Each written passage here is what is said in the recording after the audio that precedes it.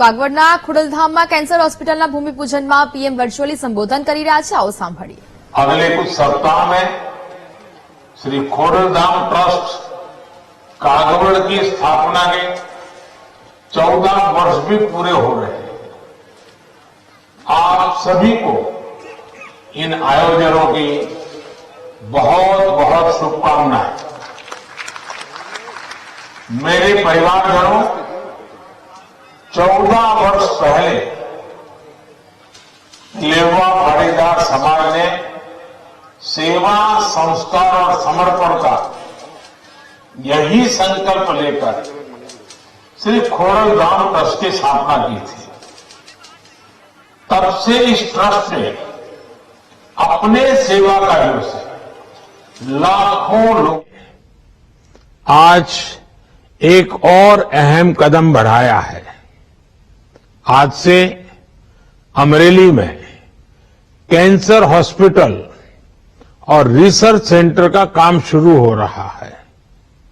अगले कुछ सप्ताह में श्री खोडलधाम ट्रस्ट कागवड़ की स्थापना के 14 वर्ष भी पूरे हो रहे हैं।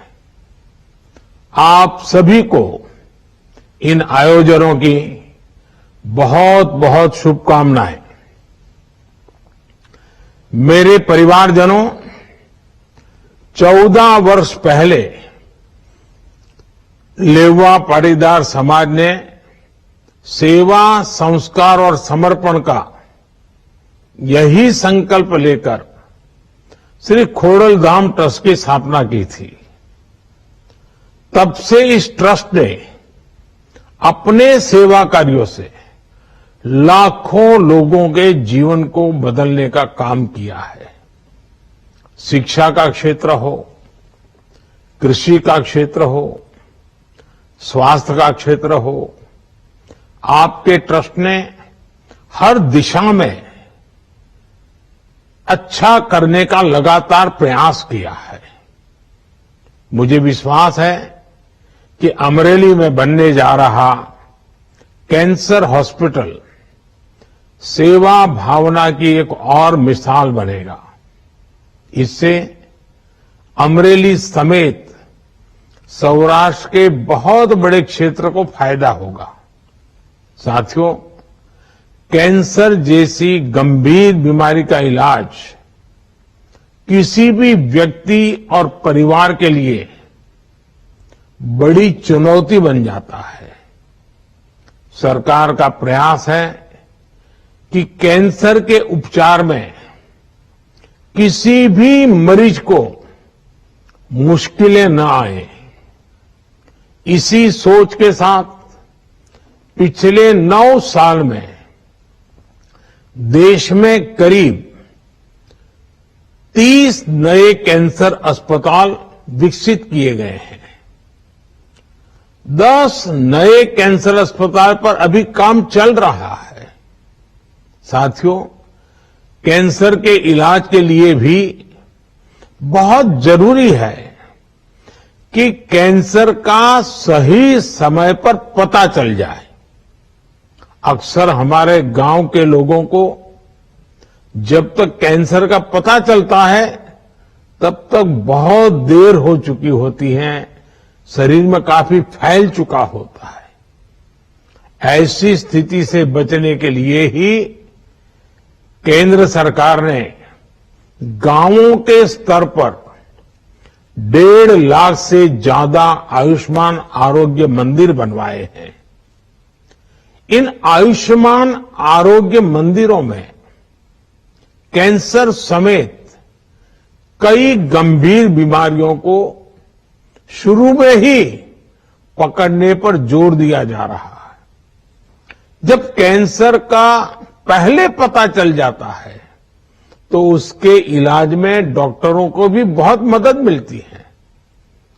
केंद्र सरकार के इस प्रयास से महिलाओं को भी बहुत फायदा हुआ है। सर्वाइकल कैंसर हो, ब्रेस्ट कैंसर हो, इसकी शुरुआती जांच में आयुष्मान आरोग्य मंदिर अहम भूमिका निभा रहे हैं।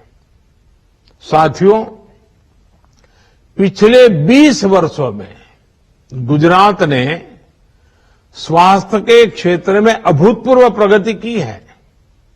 आज गुजरात भारत का बड़ा मेडिकल हब बन रहा है।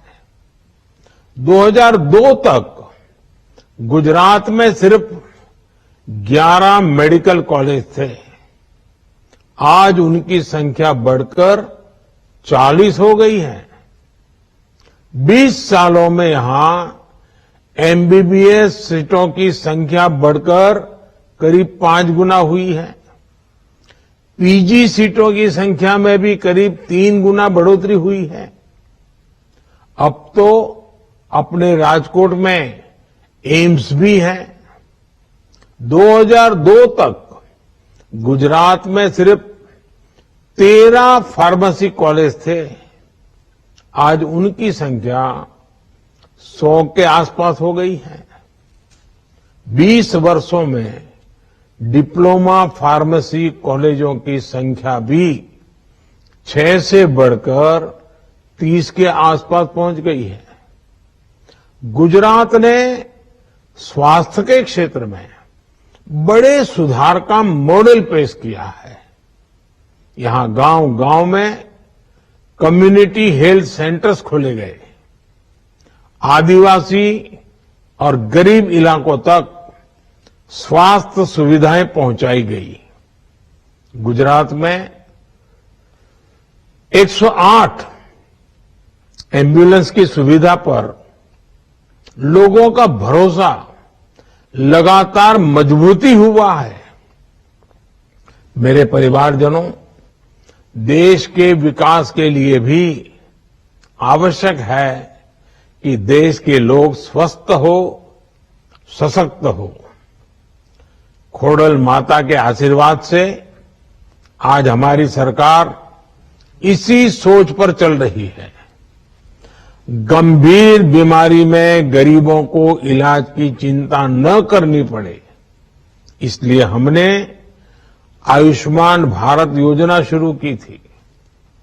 आज इस योजना की मदद से 6 करोड़ से ज्यादा लोग अस्पताल में भर्ती होकर अपना इलाज करा चुके हैं।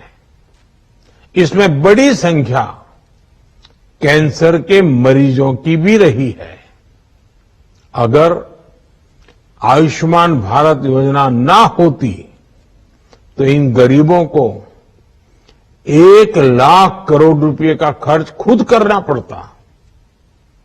हमारी सरकार ने 10,000 जन औषधि केंद्र भी खोले हैं, जहां लोगों को 80% डिस्काउंट पर दवाइयां मिल रही हैं।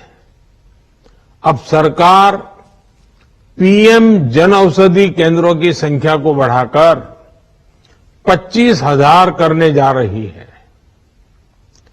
सस्ती दवाइयों की वजह से मरीजों के 30,000 करोड़ रुपए खर्च होने से बचे हैं।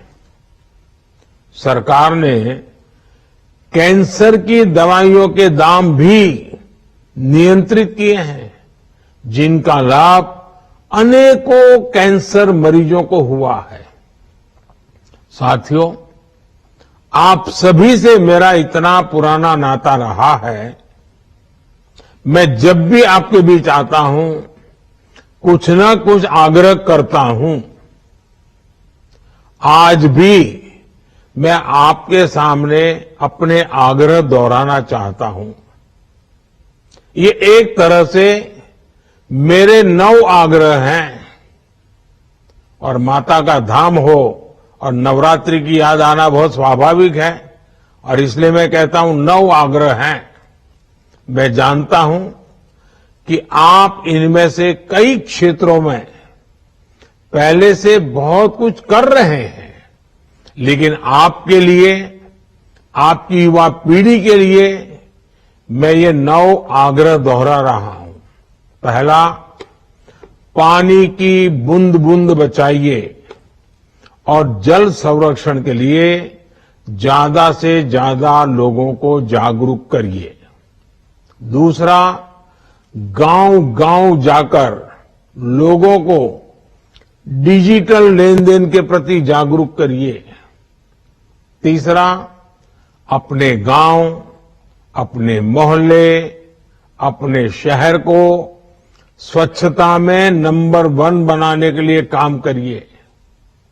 चौथा, जितना हो सके आप लोकल को, स्थानीय प्रोडक्ट्स को प्रमोट करिए। मेड इन इंडिया प्रोडक्ट्स का ही इस्तेमाल करिए। पांचवा, जितना हो सके पहले अपने देश को देखिए। भ्रमण करना है तो देश में भ्रमण करिए, अपने देश में घूमिए, अपने देश के पर्यटन को बढ़ावा दीजिए। छठा, प्राकृतिक खेती के प्रति किसानों को ज्यादा से ज्यादा जागरूक करते रहिए। मेरा 7वां आग्रह है, मिलेट्स को, श्री अन्न को, हमारे यहां जो बाजरा और ज्वार खाते हैं ना, श्री अन्न को अपने जीवन में शामिल करिए। इसका खूब प्रचार प्रसार करिए।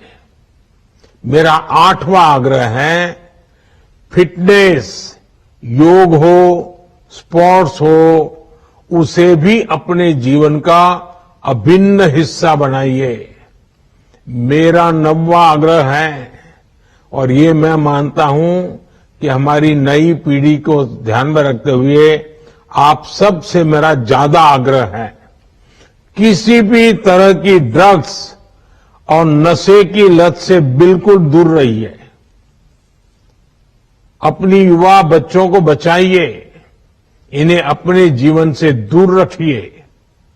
साथियों, मुझे विश्वास है आप सब अपने हर दायित्व को पूरी निष्ठा और सामर्थ्य से पूरा कर सकते हैं और करते रहेंगे। अमरेली में बनने जा रहा कैंसर हॉस्पिटल भी सर्व समाज के कल्याण का उदाहरण बनेगा। मैं लेउवा पाटीदार समाज और श्री खोडलधाम ट्रस्ट को उनके भविष्य के आयोजन के लिए बहुत बहुत शुभकामनाएं देता हूं। मां खोडल की कृपा से आप इसी तरह समाज सेवा में जुटे रहें। एक बार फिर आप सभी को मेरी बहुत बहुत शुभकामनाएं। लेकिन जाते जाते एक और बात कह दूं, बुरा मत मानना। आजकल हमारे यहां भी ईश्वर कृपा से लक्ष्मी जी का वास हुआ है और मुझे खुशी है कि लक्ष्मी जी ने आपके यहां जगह पाई है। लेकिन क्या विदेश में शादी करना उचित है क्या?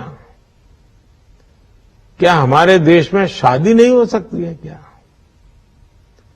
भारत का कितना धन बाहर चला जाता है। आप भी एक वातावरण बनाइए कि विदेशों में जाकर के अब ये शादी की बीमारी आ रही है ना, वो हमारे समाज में नहीं आनी चाहिए। अरे मां खोडल के चरणों में शादी क्यों न हो? और इसलिए मैं तो कहता हूं, वेड इन इंडिया, शादी हिंदुस्तान में करो। मेड इन इंडिया, वैसे वेड इन इंडिया। खैर, आप सब परिवार जना है तो बातें करने का मन कर जाता है, लंबी बात नहीं करता हूं। आप सबको बहुत बहुत शुभकामनाएं, धन्यवाद। जय मां खोडल।